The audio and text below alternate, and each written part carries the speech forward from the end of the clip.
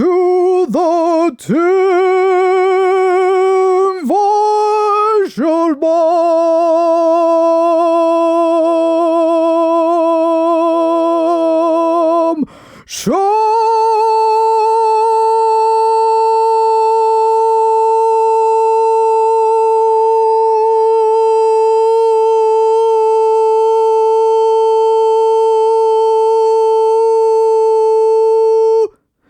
My name is Tim Weisselbaum, and this is the Tim Weisselbaum Show. The reason I pronounce my name that way is because that's how other people pronounce it. They say Weisselbaum. I say Weisselbaum because I'm meeting them halfway in the middle. People ask me what that is from, what the name is, what it means. They go, "What's your name mean?" And I go, "It's Jewish. That's what it means." And then I wait, and then I tense up all my muscles, and I wait, even my ear muscles, even the smallest muscles in my body. So I tense up, and I wait for them to say something about how it's a Jewish last name, because we live in a time where you're supposed to do that. You're supposed to acknowledge.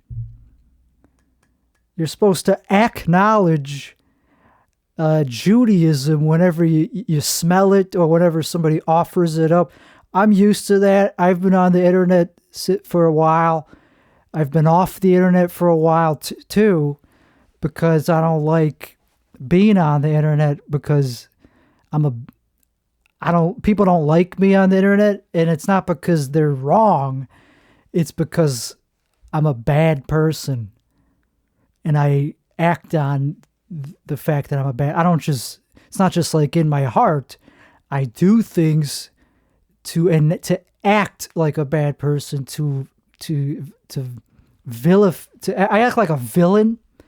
So people don't like that, and it's not because I'm Jewish. I'm not Jewish. It's just the name is Jewish. You see, I don't have a Jewish mother. I used to, but then I never did. I can't finish that joke because I'm not trying to be funny right now. We're getting into a heavy topic of not anti-Semitism, trueness of the reality of the fact that Jewish heritage, just having any Jewish heritage, it's not that people are anti-Semitic towards you. It's just that you're probably a bad person because of the DNA in your bones, in your heart, in your eardrum, in your nose hair. Not literally the shape of your nose. It goes deeper than that. I'm not disparaging Jewish people. I'm being it's like, okay. So there's this thing called scientific racism, and that's kind of where the word racism kind of originated from, is that people used to be respected for doing it. The scientific community used to all agree that racism was scientific until, and this is not just me talking, ask ChatGPT. Until the Nazis ruined it, and then they just stopped doing it. So okay, I'm not kidding, but let's just pretend I'm kidding. This is not going on Rumble. This is going on YouTube. So let's just pretend that everything I said is bullshit. And there you go. I just cleared myself to be viewable by children, 12 and younger, 12 and up. I mean, 10-year-olds. Okay, they can't handle the truth here. So anyway, I didn't mean to derail myself. So my last name is Jewish origin. It's not German. It's very confusing because it's a German word, but it's Jewish origin. It's because I don't know. I'm not going to make up why it's Jewish, but German. I don't have German DNA. I'm not a German Polak. I'm a Polish Polak. So the Jewish origin in my name comes through Polishism. So, and why is it German? You'd have to look it up. I don't know. I'm not an expert on my own last name. I could ask ChatGPT. I've never done it in the 4 years that I could have done it since ChatGPT's been around. And I just haven't done it. I probably should do that, but it probably just has to do with the geography and the borders. Who the hell knows what the origin? I'm not even going to take a guess. I'm only going to speak on things that I've researched. So not to pull anything, not to go back in time, sorry, that's not what I meant to say. Not to backtrack or backpedal, but they actually say it's not true that your genetics don't dictate your behavior. And that's just according to the mainstream ChatGPT media.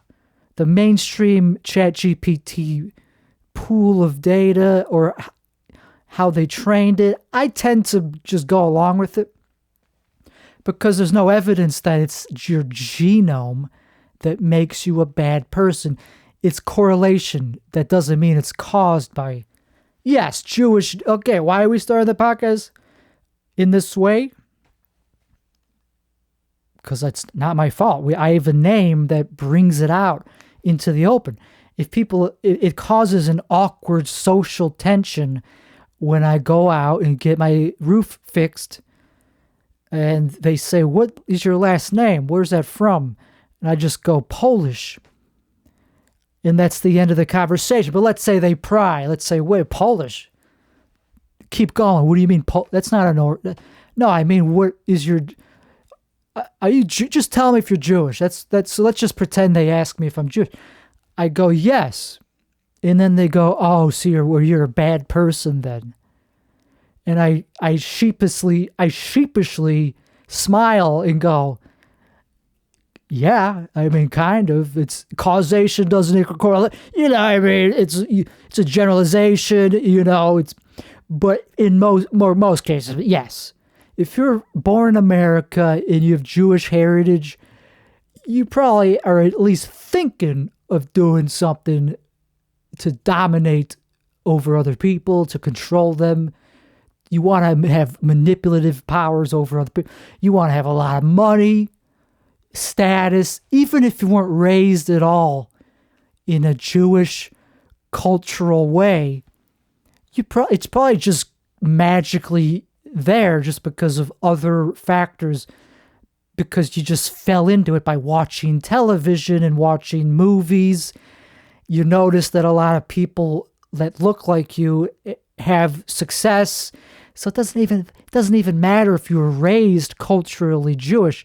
It is in their culture to be status seeking and smart and well read and successful. That's how that is part of their culture. But let's just say you weren't even raised in the Jewish culture. Yeah, I'm even going that far. But that doesn't mean it's your genetics that causes the behavior. It's the genetics that allow for the behavior. The rest is just you getting your radar. You have a radar that latches onto the culture of other Jews. And so it's true. And so yeah, it's not genetic. There's no such thing as, you can't just look under the microscope and look at all the codons. It is genetic. Okay, so it is genetic. Some of it is not the evil, like not the subjective qualities that you can't measure, like the dark triad personality traits. Yeah, we can't say, okay, if you have these genetic, no, there's people with narcissism, Machiavellianism, and whatever the other dark triad thing is, psychopathy, sociopathy, they have that across all genomes. So you can't just point at a specific range of, you can't just be like, okay, this specific codon group or whatever the hell, this piece of DNA makes you evil. We haven't done that because, of course, that's where the magic of we can't do that, but we could do it with IQ. And so this is where it gets true as well, is that, so I can't, I don't have to worry about censoring myself or anything like that, because I'm saying it's true that you probably have a higher IQ than people that are not Jewish. If you're Jewish, on average, you have a higher IQ than people of other races. And that's not to say you're better than them, only that you do better on IQ. That doesn't mean shit. That's just the only empirical way that we could say that, yeah, you have something that's coded in your DNA that's not just environmental. Okay? So I'm not an expert on this, If you are an expert on this, you probably would just say pretty much what I'm already saying, because I got this off Chat GPT. You could ask anything on that, and they don't ban you. You could ask it to say a slur, and it won't do it. It'll just say why it won't. It'll just explain to you, well, I don't do that. So I'm not anti anybody, but I am anti-Semitism. Like, no, I'm not even I'm pro that, but I'm not pro hate. I'm pro singling people out for their heritage and be like, it's because he has this heritage that he's acting like this. That I guess I'm okay with, because it's because it does, as long as you're not going to kill anybody for it, it's fine. The problem is other people are not as smart as me and as other people that are able to look through this filter of reality of like, okay, so he has this heritage and that's the correlation, but it's not the causation. There are plenty of Jewish people that probably aren't bad people. I haven't met them. I'm sure they're out there. I've met a couple of them that didn't show any signs of Machiavellianism for sure. But they were born in a different country. They were immigrants, I think it's pronounced. They went through a war. So, they had a tough constitution. They weren't Americans. It's usually Americans that exhibit this behavior. Haven't met any non-Americans except for my grandparents. They were cool and they were Jewish. So there are some noble Jews, as Hitler called them. Obviously, you can't just act like it's 100% of the population. So we're now that we got that out of the way, what do we do about it? Well, Hitler was a jackass. Not to throw insults, or I hate to use ad hominem attacks against the guy, but he was a narcissist. He was kind of a jerk, like, not to quote Norm Macdonald, like, not to make light of it.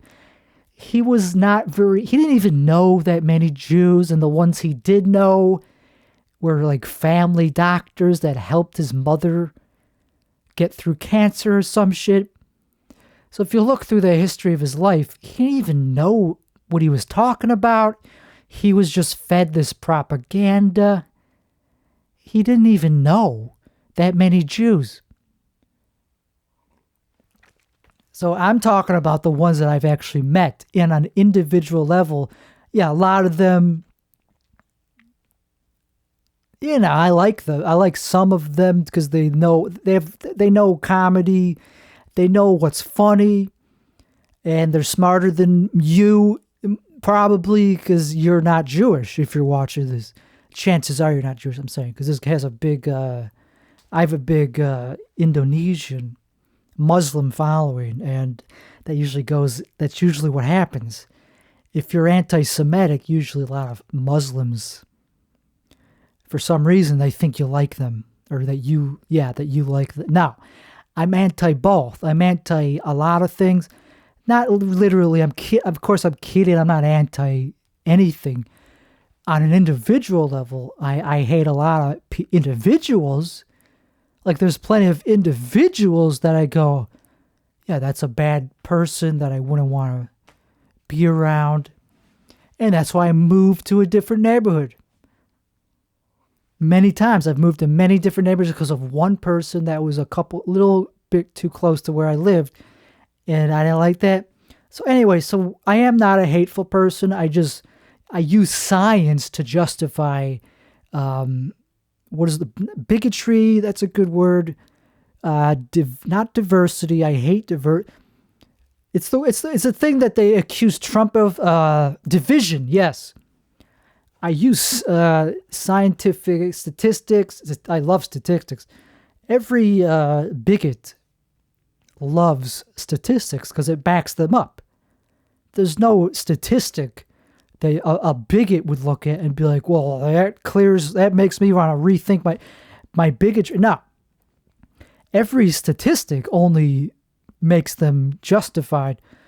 So that's why they love statistics. If you go into statistics and you're not a bigot, I feel sorry for you, because now you're going to have to be confronted with all these facts that are undeniable, that eventually you'll just have to go, well, I guess I have to agree with these redneck bigots and internet people, these people that are terminally online that are just like chuds that just read this confirmation bias. Well, it's not confirmation bias. If it's statistically true, that's not confirmation bias.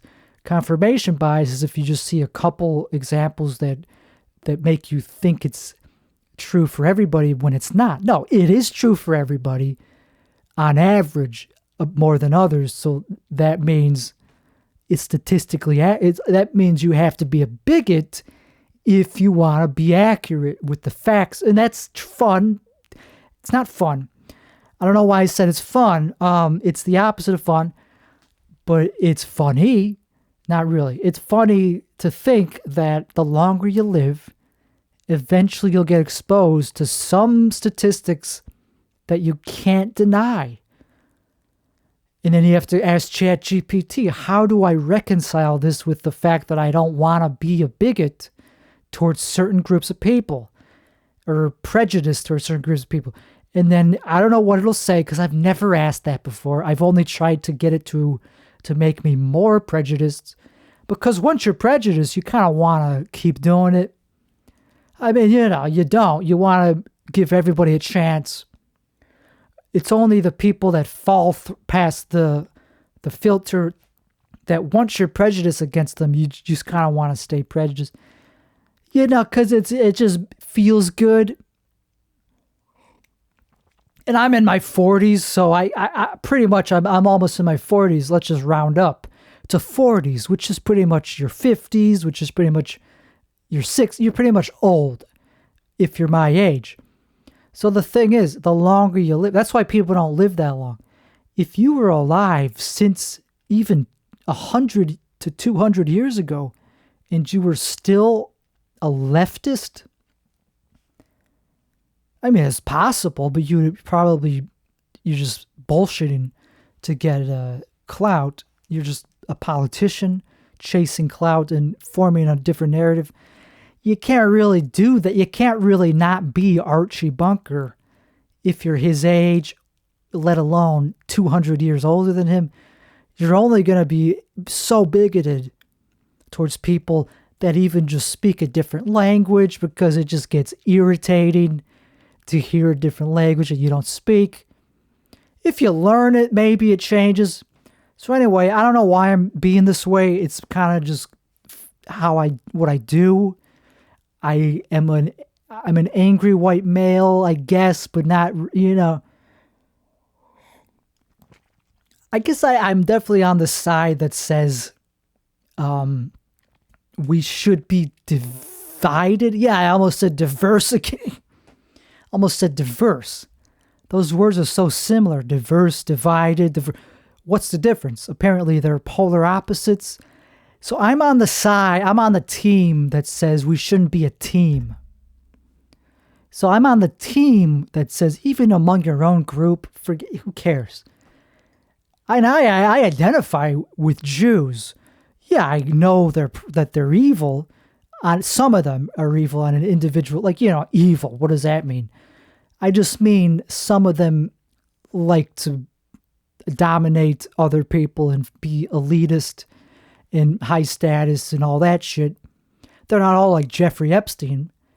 Was he evil? See, that's the conundrum. A lot of people that hate, a lot of people that talk shit about the upper class and Jewish and are anti, they like Jeffrey Epstein. I don't know why. I guess because he was kind of cool. I mean, the pedophile thing, discounting that, he was kind of cool. He was fun to be around. What can I say? He knew how to, he wasn't like some autistic kid in a corner at a party. No, he was the life of the party. That's cool. I'm sorry. I don't care who, I mean, it's very, people might see this as like a conflicting point of view or worldview, but it's not. It's just that you don't have to make sense when you're just talking from your heart. I'm not using my brain. I'm using my evolved armor or it's not intellectual what I'm doing. It's I recognize when somebody has status and I'm a narcissist too. I have a little bit of narcissism, a lot, but not as much as some people that just can't even hide it. Like they're not even self-aware that they're that's disgusting.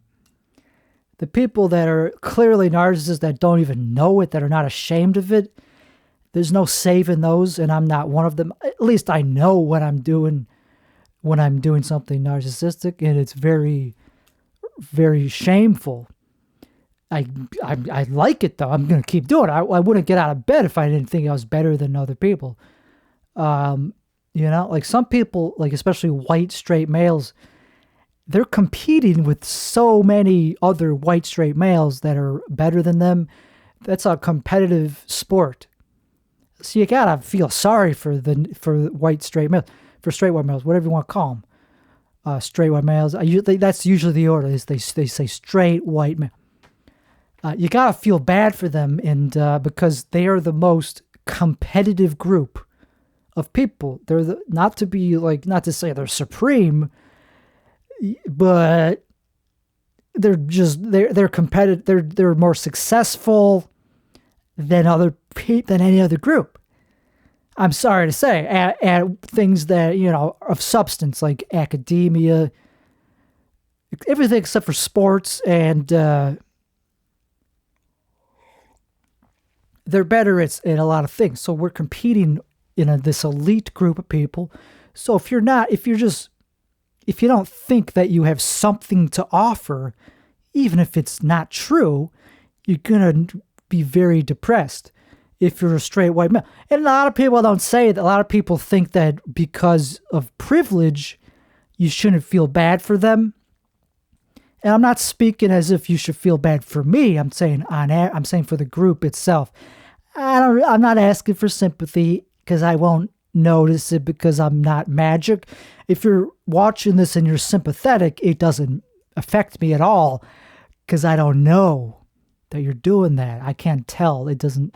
There's no such thing as that. As magic in a non-material world, maybe there is such a thing as like goodwill through like, but it doesn't matter because I don't deserve it. Me personally, I'm happy being miserable and alone, but I will live a long time because of my hate. I hate the word hate. Hate's a strong word. I don't hate anything, even hate. So, there's a little hate, I guess, towards mindsets, and I hate other people's bigotry, but I don't hate other people. I just hate their dumb ideologies that lead them to be divisive in a way that I'm all for division, but not when it's against not me. They could be division. I don't mind them being divisive against me. I guess I like all forms of division. I guess I'm changing my mind as we speak here. I'm forming my worldview as we speak. I guess I'm for all kinds of division. Like if you live on Antarctica, yeah, you live there because you hate most other people. But anyway, back to finish up with a sentence, finish up the topic of straight white male. Nobody really champions them as a tough group to be a part of. But it's true. They're the most competitive group when it comes to achievements. Like they're competing with everybody that started pretty much any tech company was a straight white, except for gays. But that counts because they're very good at. That's even okay. That they're like considered minorities. But they're even better than straight white males at being straight white males. They have sex with straight white males more than us. They dominate us. They're better at life than us. They're smarter. They're more successful. On average, a straight gay white male will be way better off, richer, higher up in their field than a regular one that's not gay. So, they're on a different tier than me. And being gay or straight, anybody could just be gay. So it's not like not like it's a group that's exclusive. I could just become gay pretty easily if I just set my mind to it. It's not that hard these days to just be so hateful against, and that's another subject that we're not going to get into is misogyny. It's fine to do that on your own podcast, but this episode, we're not going to do that because it's hack. I mean, we get it. They're worse than men. They're bad. We get it. They're tough to get along with. They're not funny. It's easy to hate them, and we get it. You resent them for many reasons. We don't got to get into that because it's just so easy to capitalize on that. And this is non-for-profit because why would it make money? This is like the most non-corporate. But the thing is, that's changing. The corporate landscape is changing to actually be more divided to where they're going to, this is where we get into legal talk. You can sue a corporation for them discriminating against you in the hiring process, even before they hire you, which is ridiculous. Yeah, it's ridiculous. You could contest it. You could say it's ridiculous. It's like, but it's true. That is the law. There's a law against, in this country, discriminating against somebody for their gender, sex orientation, race, ethnicity. So that's why corporations are diverse. It's because of law. It's because they could lose like millions, if not billions of dollars on a lawsuit or a bunch of lawsuits. So they get around it by hiring minorities and putting them in the front of the office, and they still use the white guys, of course, for the actual hard work. They use the Indian guys to do the hard work, and they're straight white. That's another category of straight white male is Indian male. They're just the same as straight white males. They're pretty much.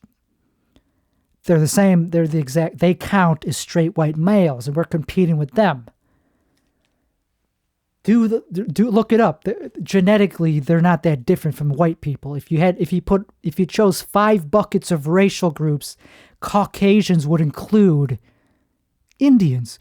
So if you hate an Indian person, you're hating yourself. If you're white, they're pretty much Caucasian. They're sounds crazy, I know, but do the math.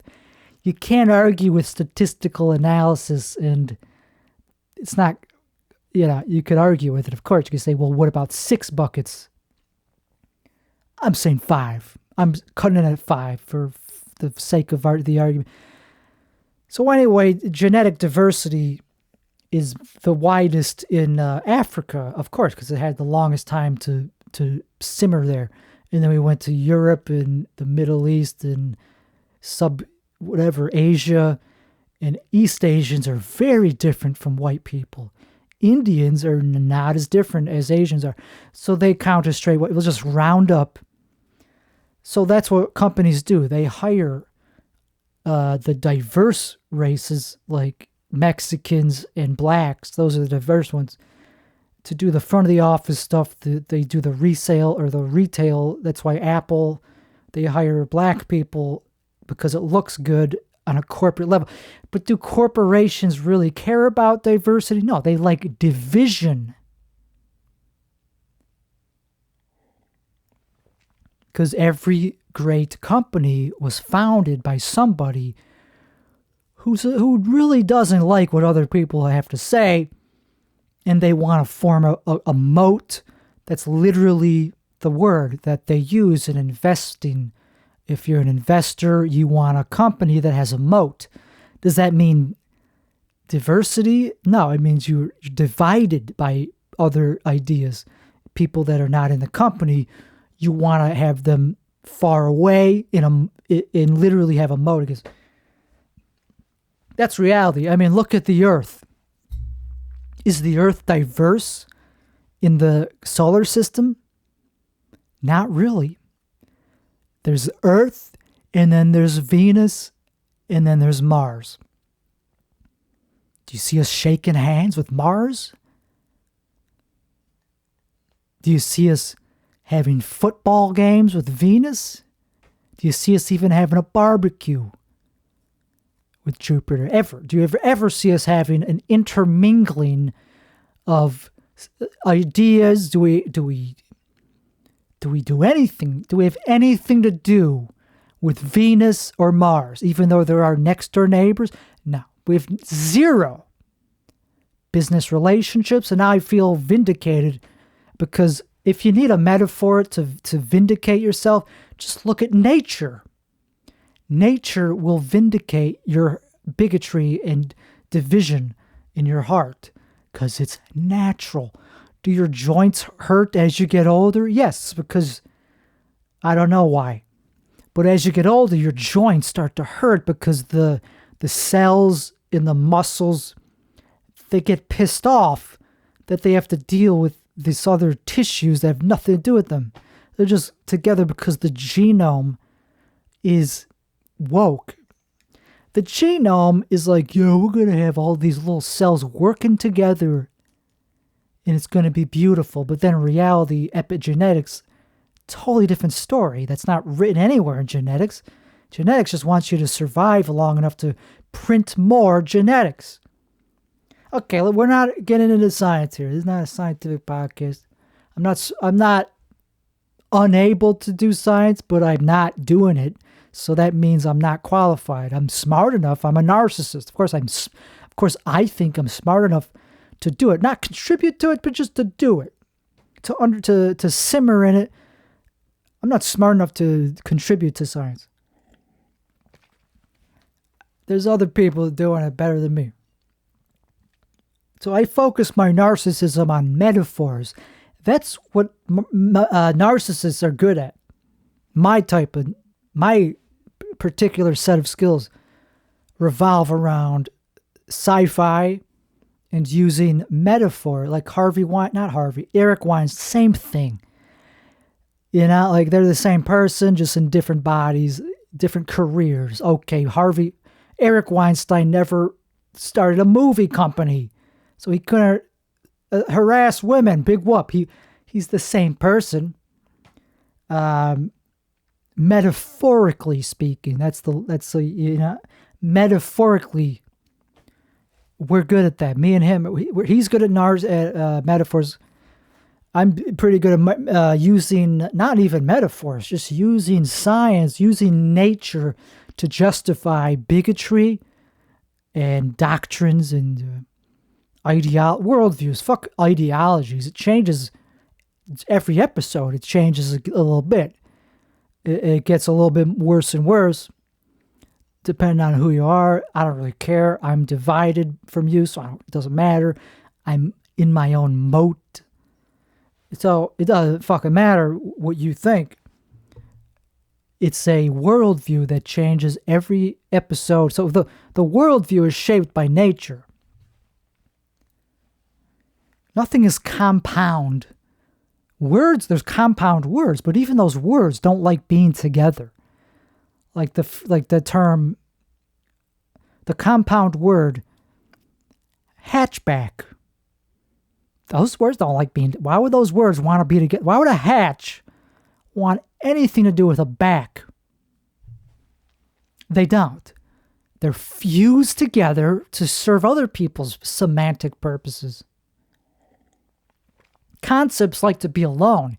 Even individual concepts hate being unified from their subcomponents. Atoms, they don't like being atoms. The second you split them, they go woo. They get happy. They explode. Let's keep it PG. That's them making an explosion in their, that's them having a really good time with a person they love. They love being split, man. They release energy. That's them going, thank fucking God. We could curse. We just can't say anything about sex. That's totally, motherfucker is a great compound word. Why would those words want to be fused together in a compound?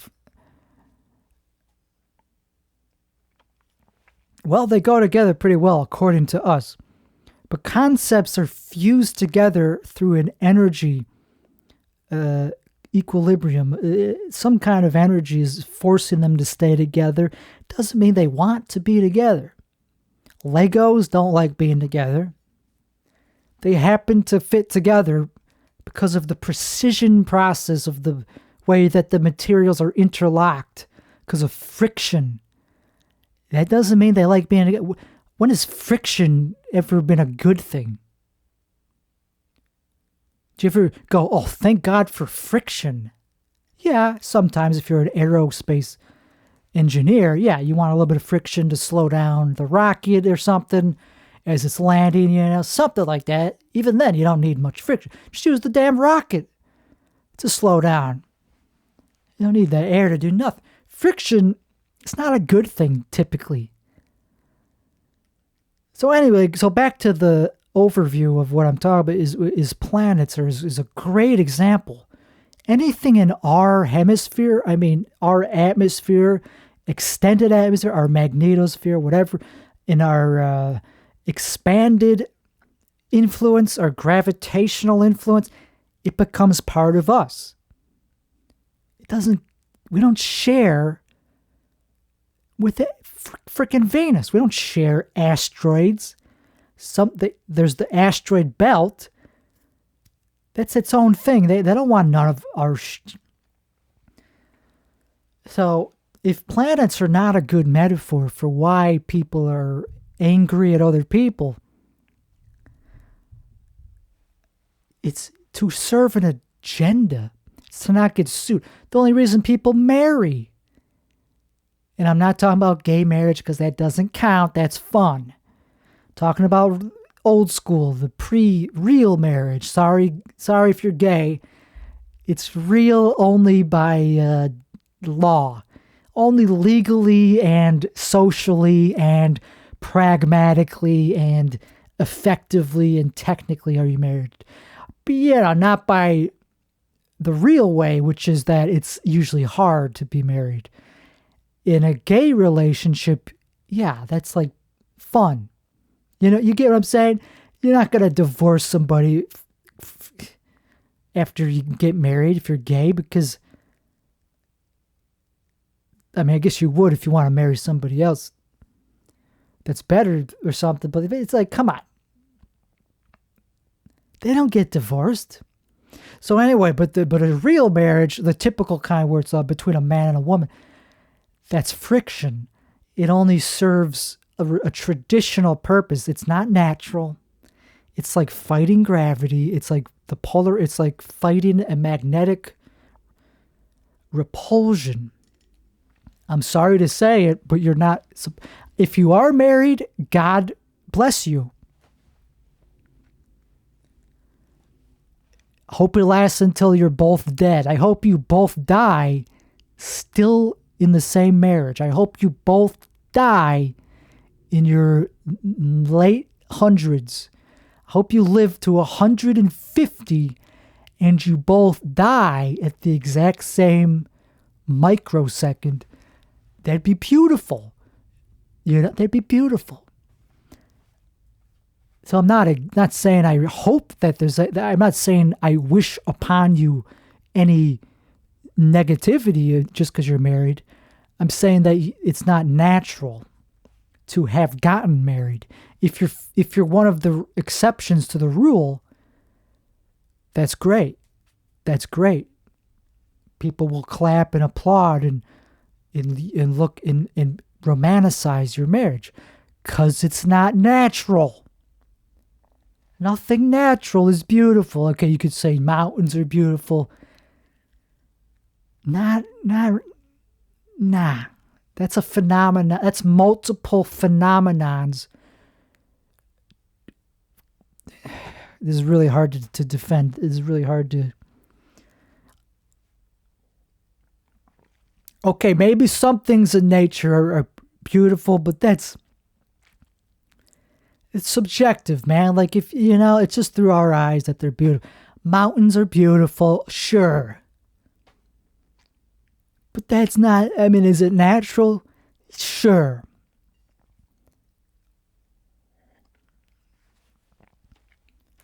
All right, I gotta end the podcast because I can't, I broke my ability to, I guess I shouldn't have gone down this line of thinking that everything in nature is like ugly, because that clearly isn't true.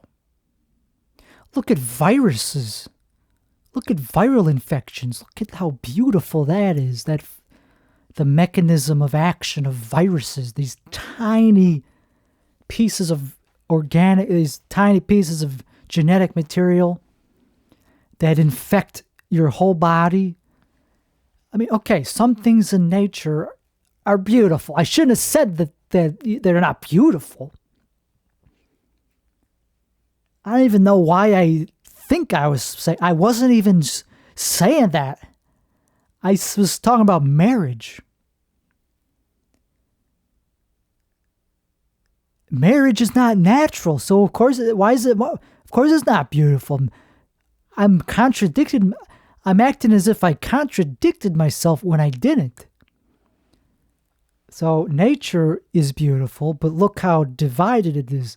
Sunlight bounces off of the atmosphere, the molecules in the atmosphere, and bounces off of terrain and lights up mountains and clouds and sunsets. And these are separate phenomenons coming together to form this compound experience. That's for you, though. Does sunlight care on its own? When it comes from the sun, it comes all the way to our magnetosphere and whatever you call it. Do those photons give a rat's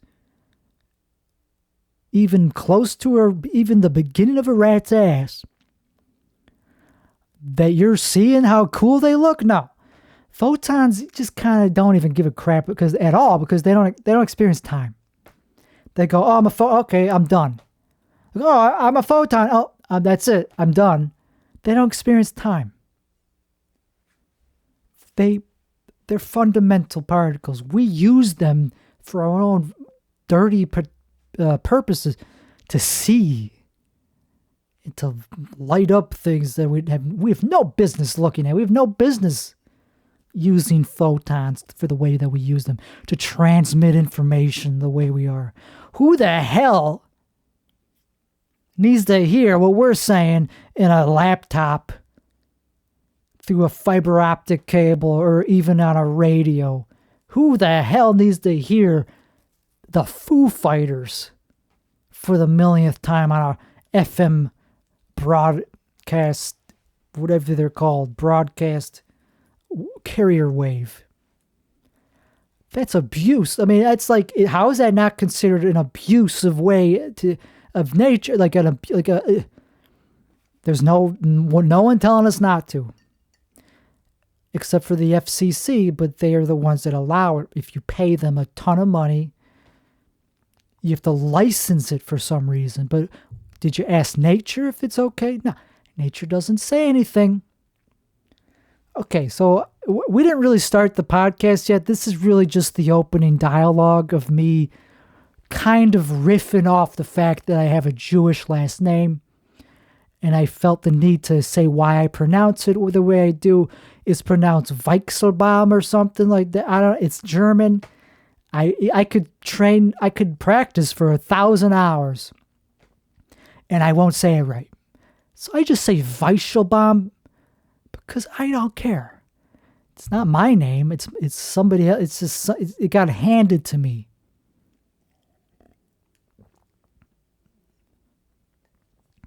All right, well, this was a dumb way to start.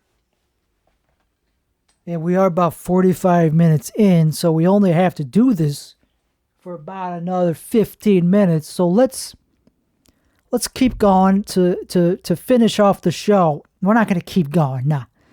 We're going to pretend that I'm not who I just said I was in many ways, with so many reasons of...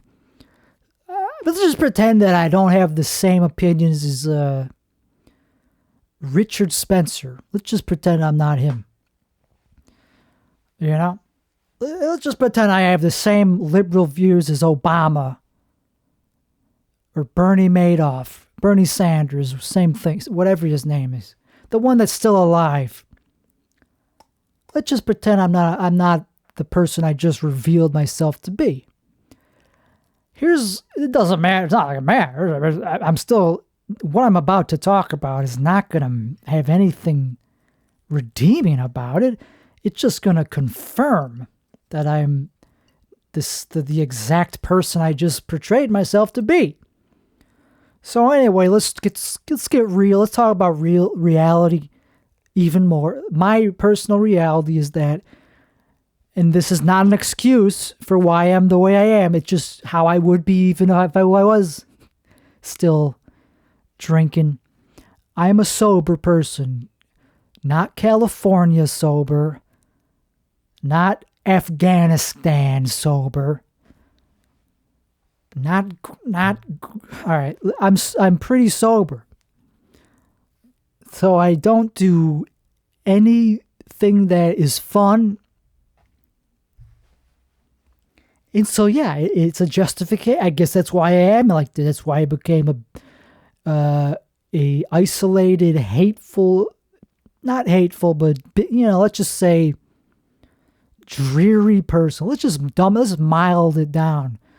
Let's stop being so hard on myself and say dreary instead of like extremist. That's why I became an extremist. No, I was always an extremist. Every person it should be an extreme. I mean, not really. I mean, let's just say I'm dreary and very negative, and I keep wanting to say hateful because it is probably the best word to use, but only when I'm talking to nobody. Only when I'm myself. So anyway, I'm a sober person. I've been sober from alcohol. You're going to love it. You're going to like me after I say all this stuff. This is going to be redeeming. You're going to be like, oh, he's not so bad. He's a good person. I quit alcohol almost 4.5, let's just say 4.5 years ago. Because that's accurate. Haven't had a sip of alcohol in 4.5 years. And that's why I'm like this. See, I can't pretend that's not a huge, huge factor for why I'm so anti-establishment or anti-people, misanthropic. I like some people. They're super like rare and dead. A lot of them died like a long time ago. That's when they changed the laws. That's when they made it illegal to be that way. So I am not a misanthrope. I'm just like, what's the word for when you don't like 90% of the people alive today. That doesn't mean I hate people in general. Just 90% of the ones alive today in this country. That's it. In Sweden, it's not nearly as bad. I only hate maybe like 5% of Swedes. You know, it's really just an American phenomenon that I just hate my own kind. And that goes with narcissists. Usually you have this self-hating thing that goes with it. But it's not that. I'm not like those other Americans. I think deeplier. I have a thicker palate for what I'm a bigger douchebag than most of them in a good way, in a way that like Frasier.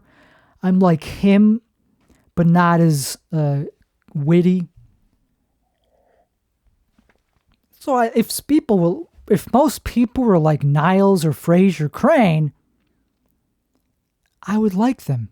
Even Roz, I would like. Most people are not like Roz. Yeah, the single mom. Okay, let's not talk about single mother. Let's talk about sobriety. When you're drunk, you can say whatever you want about hate, about groups of people that you, what's the opposite of admire? Despise is it's too strong of a word. I don't despise anybody. I don't admire them. I admire some of them. Okay, so let's finish the sober update. So I've been sober for 4.5 years, and I also quit weed. That's why I'm like this. My neck hurts. Talking hurts. I always say that. Every episode I complain about just how talking is exhausting. And it just being standing upward is exhausting. My joints hurt. It's mostly my neck right now that just like feels like it would rather be not in use. I'd prefer to just be doing this. And I'd prefer to slouch. Slouching feels good. So I quit weed 6 months ago. And it's only getting worse. The effects of not using weed. There's the acute withdrawal, which only lasts about a couple weeks, maybe a month tops. The cold sweats at night. And the just general extreme acute effects, that only lasts a couple weeks. The cravings, but no, I'm way over that. Now I have the post-acute withdrawal symptoms, and those could last forever. They could last like 3 years for all I know. Some people say they haven't gone away after 3 years. For, I guess, most people, they go away after maybe a year, 18 months. I don't know. It's really tough because you get so acquainted to the weed giving you a little bit of equilibrium. It just makes everything feel a little bit like okay. And it also makes me paranoid. And I didn't like the paranoia. It wasn't really paranoia. It was more like this sense of doom. So that's similar to paranoia, but it was more like this sense of impending doom. Even the tiniest hit, just getting high at all, I would have this impending doom of like, what if you died? Just the thought of negative things happening to my body was terrifying. And when you're off weed, you don't really care about sickness or getting older, or like, you don't really care about negative health things that could happen when you're sober. You just go, yeah, who cares if I die? Who cares? So, when you're high on weed, it makes you like hyper aware of your impending death. Even if you're healthy, you'll still think about it. You'll think about your loved ones. You'll think about all these things, these terrifying things happening, like getting mugged or robbed. When you're sober, you look forward to those things. If somebody like broke into my house now, I would be excited. Like, okay, I get to finally use I get to go to my guns, my safe that I keep my guns in, and type the code in loaded. I don't keep a loaded gun. I don't trust. It just, I don't like having a loaded gun in the house. But I have ammunition and guns, so I just have to load them. And I would quietly do that as they're entering the house. Hopefully they don't see that I'm there. This would be the inner sanctum. So this is not, I would have some time to load the guns and just start shooting. Yeah, you get excited for that when you're sober. When you're on weed, that's a terrifying thought. You don't want any violence to happen. It would be so traumatizing to think of that. But when you're sober and dopamine depleted, you go, I get to kill somebody today. That's more exciting than most things that happen in life when you're which is nothing. I would make a good first responder, not because I would kill a bunch of people. I'm saying because I get a rush I would get dopamine. A lot of people with ADHD make good first responders, but also, you gotta, anyway. I have, the reason I'm saying it in a retarded sounding voice is because a lot of people, it's a very hip thing to have. It's a very hip. Neurodivergent. I'm neurodivergent. Yeah, I've been that way for 38 years. I know. I don't need a word for it. I prefer weird. I just like being called weird. I don't need a fancy medical term. Unless I need to get my drugs to get it treated, then I need to use the term. It doesn't say weird on the prescription note. It doesn't say take this pill 2 times a day for weird. It says for ADHD. That's the clinical diagnosis. And if you have that, you have low baseline dopamine, and so you need medication to treat it. Or gambling is a good way to treat it. That gets you out of bed. Jerking off is a good way to treat it. Meth is a great way to treat it, but that's the correct way. That's not an unhealthy way to treat it. The unhealthy ways to treat it is what I'm talking about. Weed is a great way to treat it. If you don't need weed, you probably don't have this disease. If you could just go a whole week without smoking weed, you don't have ADHD. Gambling, I already said, is a great way to...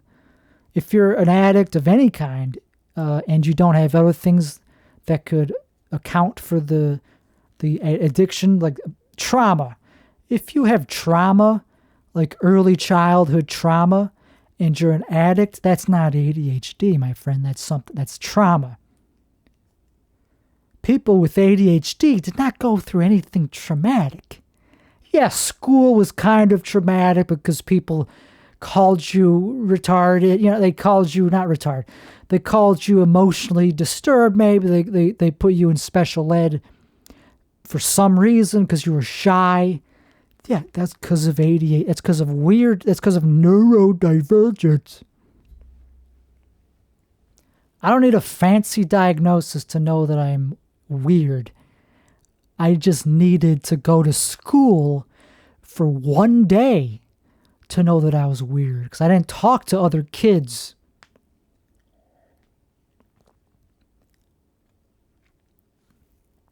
Who does that? Who talks to other kids? I think they're weird. See, that's what they don't tell you about being neurodivergent. You don't think you're weird. You think normal people are weird for talking, for just being like chatty to strangers. That's weird. Like you just go into a room with somebody, just go, some weather we're having. Like they just have this this language. You just have this natural way of communicating with other people that you don't know. Yeah, that's weird. And I never got good at that. That's why I became an alcoholic, because it felt really good and it was fun and it gives you a little bit of focus. It actually does. If you're ADHD, gives you. So I don't do that anymore, and that's why I'm pretty miserable. And that's why I'm doing this podcast, because I like to share negativity with the world in a way that will not benefit anybody. But it's something I like to do every 4 months. And I was going to say, let's finish up the episode with, now that we got the sober update out of the way, how it's terrible and you shouldn't do it. Don't be sober. I wouldn't recommend it. I am better than you for doing it. I'm not discounting the superiority complex that it fuels and that it empowers. It empowers my superiority complex. That's the only reason I'm doing it. But anyway, last time I did this was February, and I was making a bot. I was making a trading program that automatically traded credit spreads on the SPX. So now we're getting into something that's actually a topic that is appropriate for YouTube. And I'm not, okay, but it doesn't matter because we're not going to, no one's going to watch it for this long. They're going to be tuned off way before anyway. So anybody that's interested in this, it doesn't matter. You're not going to watch this. But I did that and it didn't go that great. I was going to say how much I lost, and I lost about $2,000, and then I stopped. That's not that bad because the edge was not there. The edge, and I'm not totally giving up on it because I took a break and I moved on to the main project, which is time consuming. It's another financial fintech project, which is my full-time job right now. No one cares about it. Absolutely nobody cares about it except for me, and not even people that are doing the same thing as me. I tried advertising it. It's not going well. No signups. One sign-up. Yeah, it's tough to advertise because it's not really, like, no one really needs it.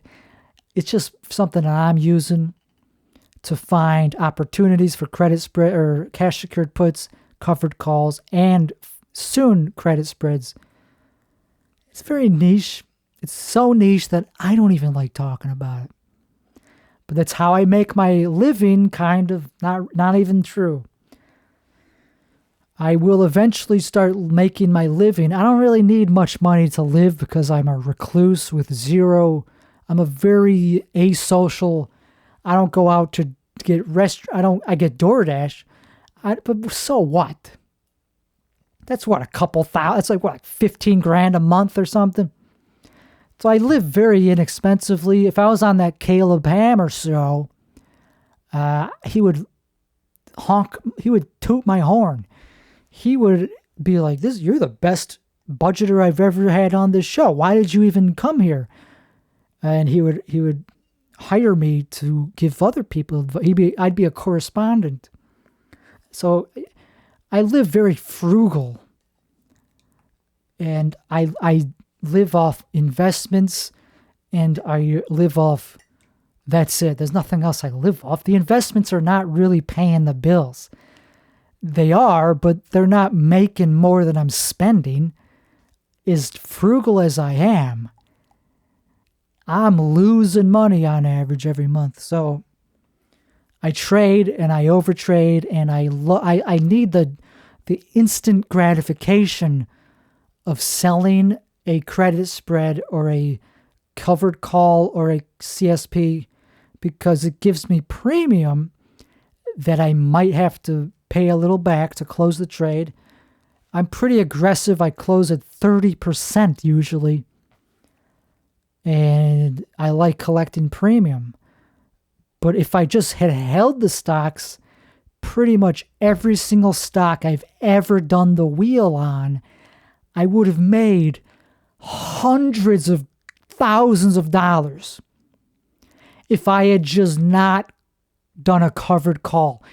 Anytime I've gotten assigned on a cash secured put in the past 3 years, since I started doing this full time, I would have made tens of thousands, if not hundreds of thousands, on every single one of them, except for some of the very risky biotech stocks. Those I did fine on. But the big name ones, all the tech stocks, every single one of them, I would have made at least 200%, and I felt stupid doing the cover call every single time, missing out. I would have made, my portfolio would have been at least twice as high as it is now if I just didn't need that instant gratification and that risk-adverse, I just need to get out of this individual stock because the whole market's going to crash. If I actually knew that there was so much money that was just going to be pumped into the market and that the AI boom had not reached its zenith, if I had just known that. But yeah, it's FOMO. I mean, I don't really care because I'm pretty good at knowing when to get in. It's just getting out is the problem.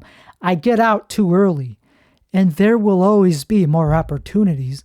The market will go down, and I usually know which stocks and when to get in. I could list a dozen off the top of my head. Maybe not a dozen, but okay. AMD, Google, ARM, NVIDIA,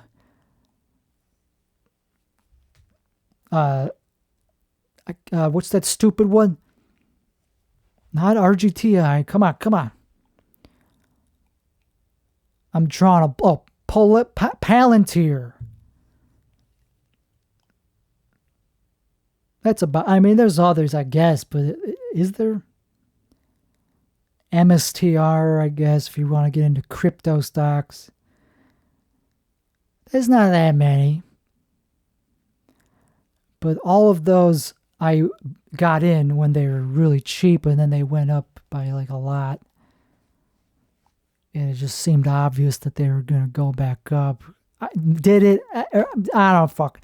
Hindsight is Google I was very bullish on, and AMD I was bullish on, and it exploded. And ARM I was super bullish on, and it exploded. And yeah, I feel like an idiot a little bit. I only made a little bit of money.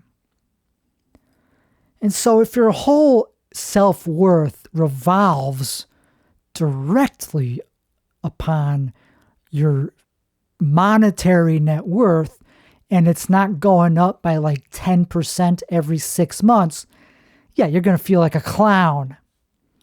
You're going to feel no different than a person living on the street, even if you're not literally, even if you're light years ahead of them. It doesn't matter. It's psychological. If your whole net worth is based on your net worth, psychologically, you need to be making 10% every 6 months. 10% a year ain't shit.